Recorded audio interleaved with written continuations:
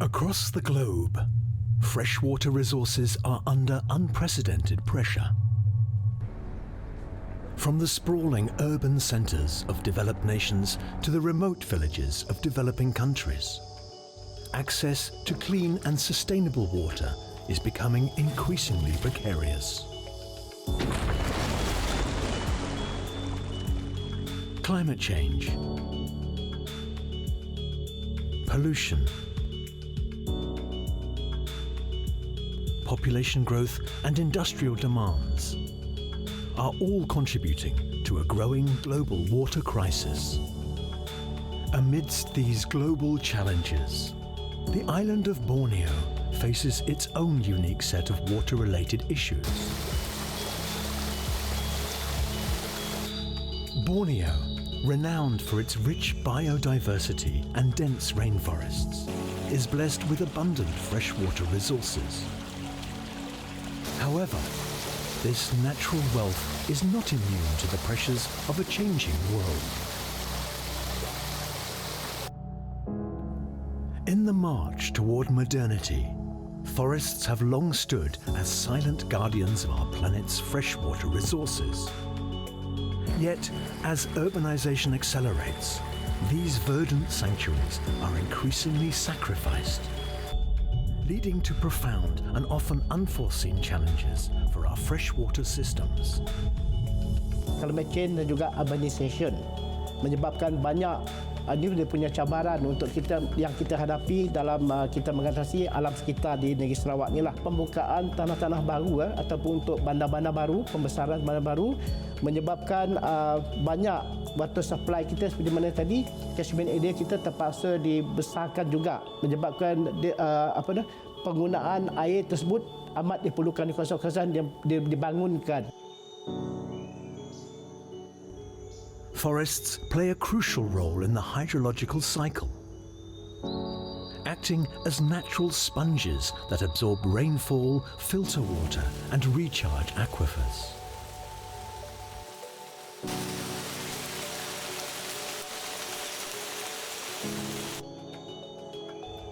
When trees are felled, this intricate system unravels, setting off a cascade of negative impacts.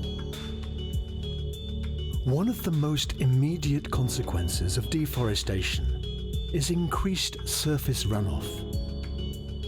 Without the forest canopy to intercept rainfall and the root systems to absorb water, rain flows rapidly over the land, eroding soil and carrying sediments and pollutants into rivers and streams. This surge in runoff can overwhelm natural waterways, leading to more frequent and severe flooding in urban areas. The loss of forest cover also disrupts groundwater recharge. Forests help maintain the soil's ability to absorb and store water, slowly releasing it into underground aquifers. When forests are cleared, this process is hindered, reducing the replenishment of these vital water reserves. Over time, aquifers deplete, wells run dry, and the availability of clean groundwater diminishes. Rivers and lakes become more turbid, harming aquatic life and making water treatment more challenging and costly. The once pure streams that flowed through forested landscapes are now burdened with sediments and contaminants.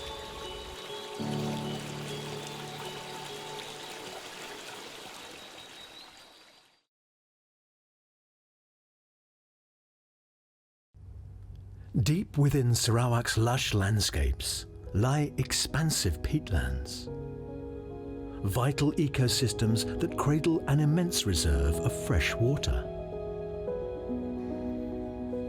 These unique wetlands are integral to the region's hydrological balance, acting as natural sponges that absorb and store rainwater.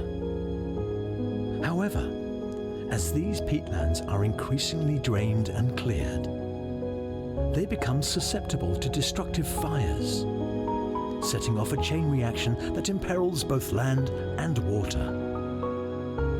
Peatlands are formed over millennia, accumulating layers of organic material in waterlogged conditions. This water saturation is crucial, keeping the peat cool and preventing it from igniting. However, human activities such as deforestation, agricultural expansion, and urban development drain these wetlands, stripping them of their moisture and exposing the dry peat to the risk of fire. When peat fires ignite, often due to land clearing practices or accidental sparks, they burn with a relentless ferocity.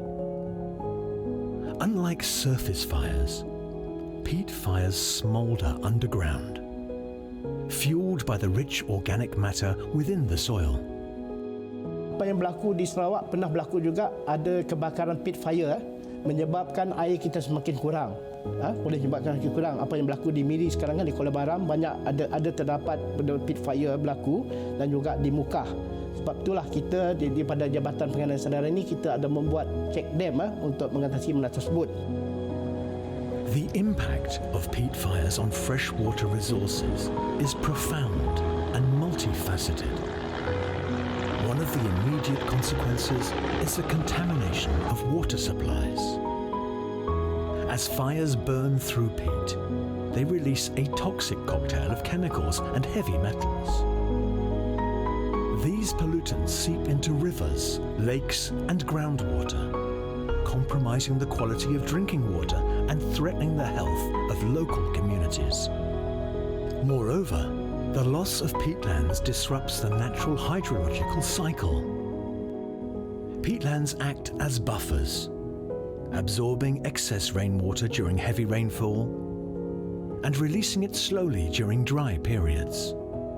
This function helps maintain a steady flow in rivers and streams, reducing the risk of floods and droughts. When peatlands are destroyed, this regulatory function is lost, leading to more extreme hydrological events.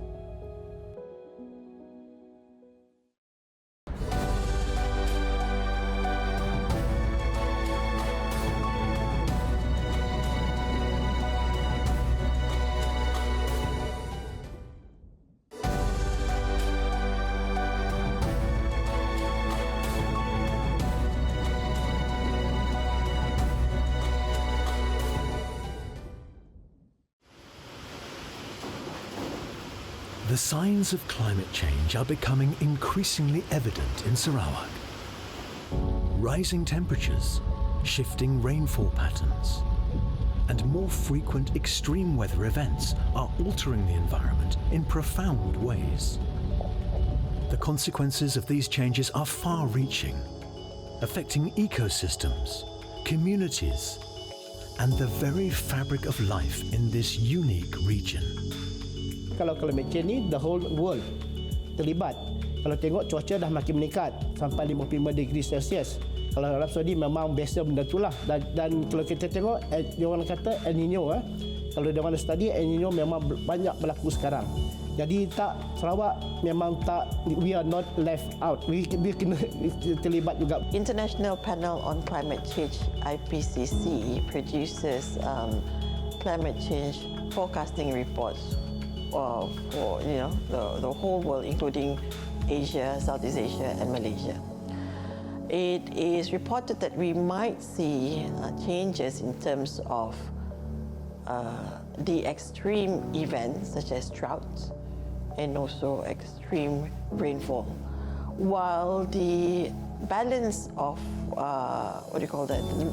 if you see throughout the years, you'll get more or less the same amount of rainfall. But the intensity of rain will be greater. Your intensity of drought, or what we call as your drought index, will also be higher. So you will experience longer drought, which will impact our farmers. It will impact our water sources and also water quality. so because of this prolonged drought. And at the same time, you will experience extreme weather condition with heavier rainfall for a longer period of time. That means we have low-lying areas prone to flood, and we will also see other areas which you don't normally see flood occurring, but you see the water level starting to rise, noticeable in these areas. Despite these daunting challenges, Sarawak is not standing idly by. The region is actively combating climate change and adapting to its impacts with determination and innovation, guided by forward-thinking policies and a deep respect for the environment. Sarawak is taking decisive action to protect its natural heritage and ensure a sustainable future.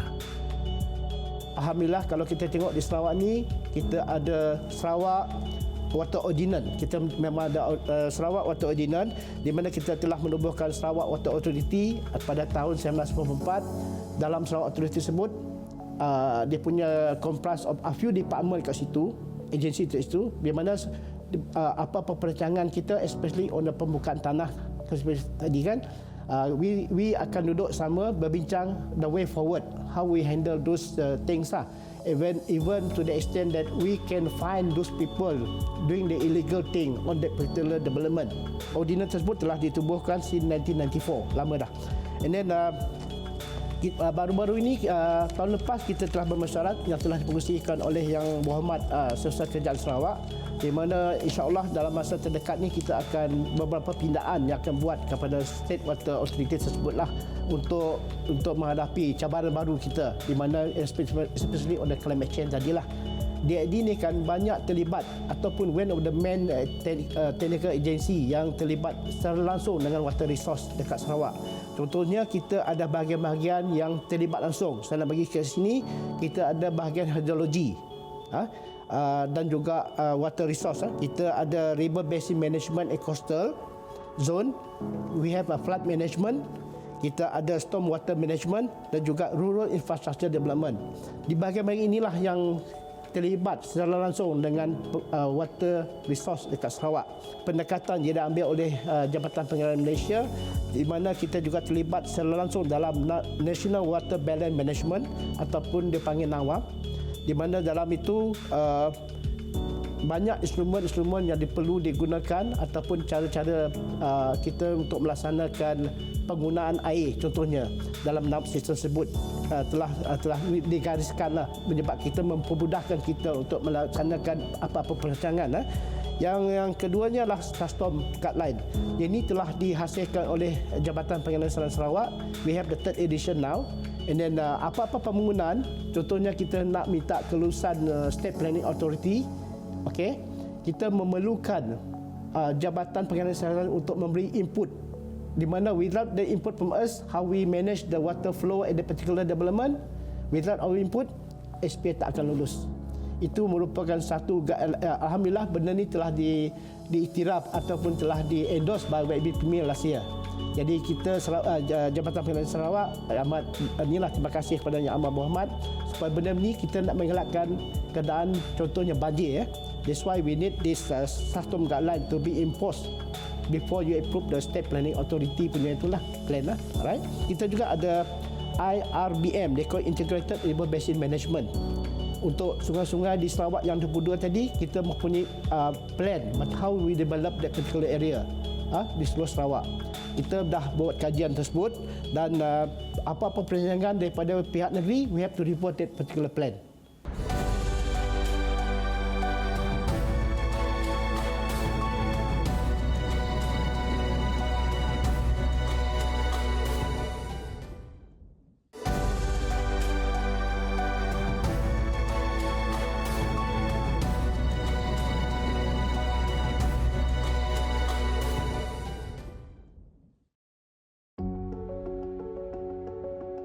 Several innovative projects are actively underway to reduce and mitigate the impacts of water-related disasters in Sarawak. These initiatives aim to enhance the region's resilience against floods, banyak berlaku banjir sekarang kan di kawasan-kawasan, contoh di bandar-bandar Miri, Sibu, Bintulu, banyak banjir, even Kuching memang tak terlepas lah. Jadi kita membuat kajian, kita juga membuat drainage master plan untuk kawasan-kawasan baru. Contohnya sekarang kita tengah buat perancangan untuk Semariang master plan study, dan kita pun tengah membuat design sekarang untuk how we try to mitigate the flood at the particular area. Dan kita buat development di Sibu, banyak kita dah buat. Kita buat rancangan tempatan banjir di Sibu, kita buat di Miri, kita buat di Bintulu, dan Semariang of the last one, and then the Kuching. InsyaAllah we going to have seperti mana yang kita tahu, kita dah dapat kelulusan untuk membina insyaAllah baras kita yang akan mengelakkan banjir mengelak ataupun mengurangkan banjir. Tak boleh kata we try to mitigate the whole thing, but we try to minimize the risk of this flood dekat bandar Kuching. And then we insyaAllah dalam masa terdekat ni we going to proceed with the project lah. Dapat kelulusan dah, tapi we trying our best lagi lah so that the project can be materialized. Kalau kita tengok sekarang kan, saya dah sebut tadi pasal SASTOM, Sarawak Urban Storm Water Management Guideline. Dalam guideline tu memang dah tertulis how we minimize the flood in certain areas. Dalam SASTOM ni kan, we try to, kalau contoh any development kan, contoh ada development more than 0.5 acres, we ask them to, contohnya kita provide something like how to hold the water before it's going out to the main river, contoh dia lah. So then kadang kita buat OHD, on-site detention, or even we have the rainwater harvesting, macam tangki-tangki, contohnya to restore the water before it's going out. We have not only the reservoir, but we can have dry pond also as well. Kalau air kering kan, musim kering is very dry, we can have a recreational area. A dry pond, also known as a detention basin or retention basin when it includes specific design elements, is a man-made or natural depression that is designed to hold and manage stormwater runoff. Unlike a permanent pond that retains water all year round, a dry pond is intended to be dry most of the time and only fill with water during and after significant rainfall events. The Sarawak government has committed 19.88 million ringgit to transform a park near Pine Square in MJC, Batukawa, into an innovative anti-flood park. Central to this project is a sunken basin, or dry pond, designed to effectively mitigate flooding in the area. The first phase of construction is expected to be completed in May 2026.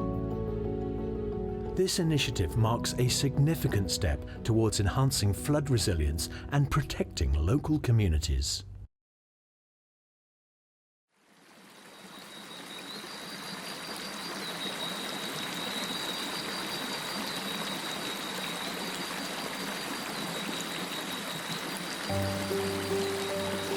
Water is essential to all human beings, including plants and livestock that supply food to human, and of course to human. We have to protect our water sources, and in order for us to protect, we as human beings should protect the quality of our water, protect our rivers, because most of our water sources are from surface water. And we should also conserve water. Don't use so much water when it comes to you in the shower, toilet. Use water-saving apparatus. Be mindful, although water is plentiful, you have access to all clean water, but we should conserve usage of water, especially for the future generation. As our journey through Borneo blue gold comes to a close, we are reminded of the profound interconnectedness between water, life, and community. The rivers and lakes we explored are not just bodies of water. They are the lifeblood of this magnificent land, sustaining its people, wildlife, and ecosystems. From the pristine mountain streams to the innovative hydroelectric dams, we have witnessed the incredible potential of fresh water to drive progress and prosperity. We've seen how traditional wisdom blends with modern technology to ensure sustainable agriculture and aquaculture. How renewable energy harnesses the power of flowing water. And how tourism and recreation are rejuvenated by the beauty and serenity of these natural wonders. The future of Borneo's blue gold depends on our ability to balance human needs for the sake of our planet and the generations to come.